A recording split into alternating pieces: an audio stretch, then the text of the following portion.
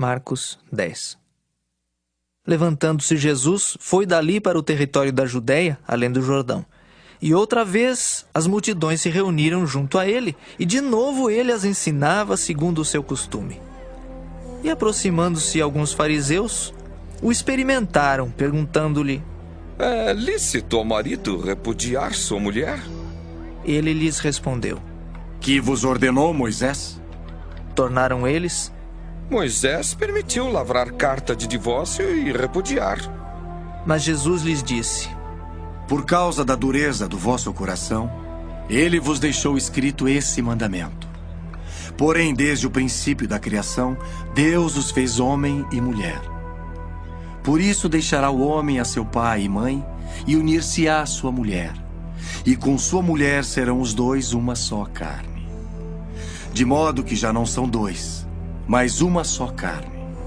Portanto, o que Deus ajuntou não separe o homem.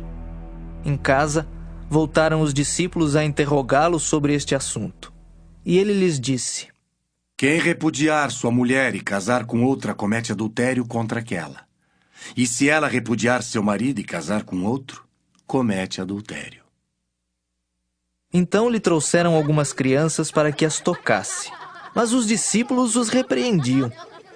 Jesus, porém, vendo isto, indignou-se e disse-lhes: Deixai vir a mim os pequeninos, não os embaraceis, porque dos tais é o reino de Deus.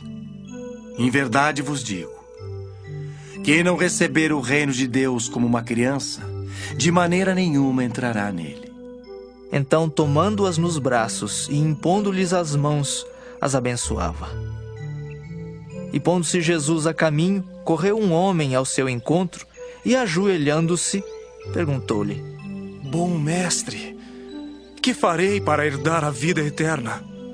Respondeu-lhe Jesus: Por que me chamas bom? Ninguém é bom senão um que é Deus. Sabes os mandamentos: não matarás, não adulterarás, não furtarás, não dirás falso testemunho, não defraudarás ninguém. Honra teu pai e tua mãe. Então ele respondeu: Mestre, tudo isso tenho observado desde a minha juventude. E Jesus, fitando-o, o amou e disse: Só uma coisa te falta.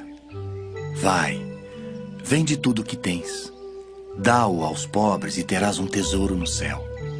Então vem e segue-me. Ele, porém, contrariado com esta palavra, retirou-se triste, porque era dono de muitas propriedades.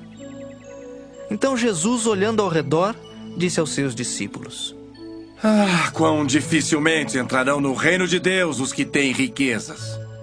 Os discípulos estranharam estas palavras, mas Jesus insistiu em dizer-lhes: Filhos, quão difícil é para os que confiam nas riquezas entrar no reino de Deus.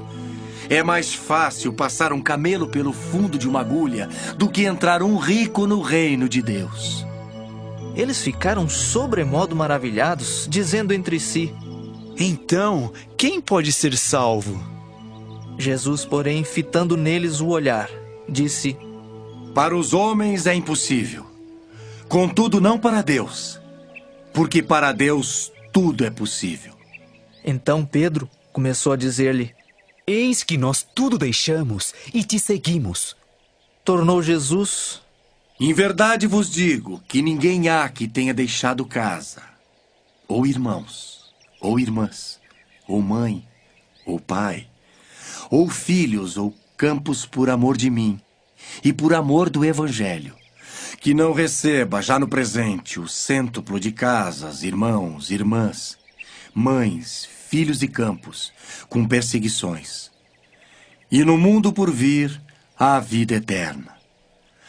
Porém, muitos primeiros serão últimos, e os últimos primeiros. Estavam de caminho, subindo para Jerusalém, e Jesus ia adiante dos seus discípulos. Estes se admiravam e o seguiam tomados de apreensões. E Jesus, tornando a levar à parte os 12, passou a revelar-lhes as coisas que lhe deviam sobrevir, dizendo: Eis que subimos para Jerusalém, e o Filho do Homem será entregue aos principais sacerdotes e aos escribas. Condená-lo-ão à morte e o entregarão aos gentios. Hão de escarnecê-lo, cuspir nele, açoitá-lo e matá-lo. Mas depois de 3 dias ressuscitará. Então se aproximaram dele Tiago e João, filhos de Zebedeu, dizendo-lhe: Mestre, queremos que nos concedas o que te vamos pedir. E ele lhes perguntou. Que quereis que vos faça? Responderam-lhe: Permite-nos que na tua glória nos assentemos um à tua direita e o outro à tua esquerda. Mas Jesus lhes disse: Não sabeis o que pedis. Podeis vós beber o cálice que eu bebo, ou receber o batismo com que eu sou batizado? Disseram-lhe: Podemos. Tornou-lhes Jesus: Bebereis o cálice que eu bebo, e recebereis o batismo com que eu sou batizado. Quanto, porém, ao assentar-se à minha direita ou à minha esquerda, não me compete concedê-lo, porque é para aqueles a quem está preparado. Ouvindo isto, indignaram-se os 10 contra Tiago e João.